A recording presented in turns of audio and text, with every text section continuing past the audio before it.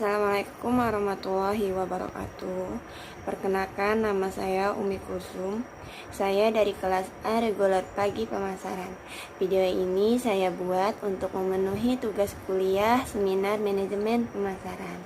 Di sini saya akan menjelaskan tentang pasar bisnis dan perilaku pembelian bisnis. Yang pertama, definisi pasar bisnis. Apa itu pasar bisnis? Pasar bisnis merupakan semua organisasi yang membeli barang dan jasa untuk dipergunakan dalam memproduksi produk atau dengan tujuan dijual lagi atau disewakan kepada pihak lain dengan mengambil untung. Ini artinya sang pembeli tidak menggunakan langsung barang yang dibelinya, melainkan akan digunakan untuk memproduksi produk baru yang akan dijual, disewakan, atau dipasok kepada pihak lain. Kedua, perbedaan pasar bisnis dengan pasar konsumen. Perbedaan pasar bisnis dengan pasar konsumen itu dapat dibedakan dari beberapa sisi, di antara lain: 1. Struktur pasar. Pasar bisnis umumnya berhubungan dengan konsumen yang jumlahnya lebih sedikit namun memiliki kapasitas besar dibandingkan pemasar konsumen. Hal ini juga terjadi dalam pasar bisnis yang besar, di mana pembeli sering mendominasi pembelian. Yang kedua, karakteristik permintaan. Perbedaan pasar konsumen dan pasar bisnis berdasarkan karakteristik permintaan adalah sifat permintaan, stabilitas permintaan, dan elastisitas permintaan. Sifat permintaan bisnis merupakan permintaan turunan, dividend demand, dari permintaan konsumen. Jadi, kenaikan dan penurunan permintaan suatu produk bisnis dipengaruhi beberapa besar permintaan konsumen terhadap produk tersebut. Stabilitas permintaan rentan terganggu pada pasar bisnis dibandingkan pasar konsumen.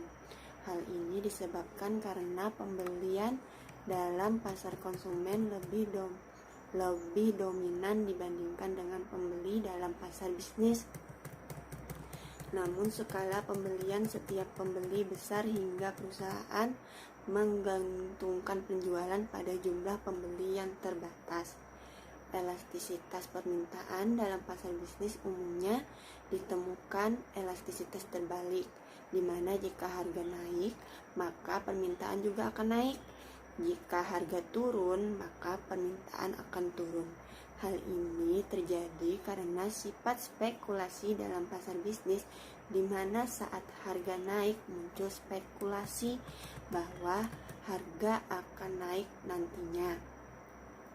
Sedangkan dalam pasar konsumen, elastisitas tersebut jarang terjadi. Karakteristik pemasaran. Perbedaan antara pasar konsumen dengan pasar bisnis menurut karakteristik pemasarannya ada beberapa perbedaan pula, di antaranya segmentasi pasar, perspektif pasar nasional, penekanan taktik pemasaran paksa pasar, interaksi jual beli transaksional, tidak ada pelanggan utama, pendidikan pelanggan masih lemah, daur hidup produk lebih panjang, merek produk masih bersifat individual, layanan yang disediakan belum tentu tersedia, penekanan promosi menggunakan iklan, target promosi fokus pada penempatan dan layanan produk, kompleksitas seluruh pemasaran masih sederhana, pengetahuan pasar masih lemah. Ketiga, langkah-langkah dalam proses keputusan pembelian bisnis. Ada 5 langkah-langkah dalam proses keputusan pembelian bisnis, yaitu: pertama, pengenalan kebutuhan, 2, pencarian informasi, 3, evaluasi alternatif, 4, keputusan pembelian, 5, tingkah laku pasca pembelian.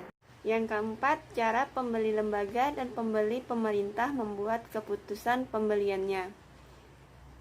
Pasar lembaga itu seperti sekolah, rumah sakit, rumah perawatan penjara, dan lembaga lainnya yang menyediakan barang dan jasa untuk orang-orang yang menjadi perhatian mereka. Kalau pasar pemerintah itu seperti badan pemerintah federal, negara bagian, dan lokasi yang pembeli atau penyewa barang dan jasa untuk melaksanakan fungsi utama pemerintahan. Kiranya sampai di sini saja video dari saya. Salah hilapnya saya mohon maaf. Wabillahi taufiq wal hidayah. Wassalamualaikum warahmatullahi wabarakatuh.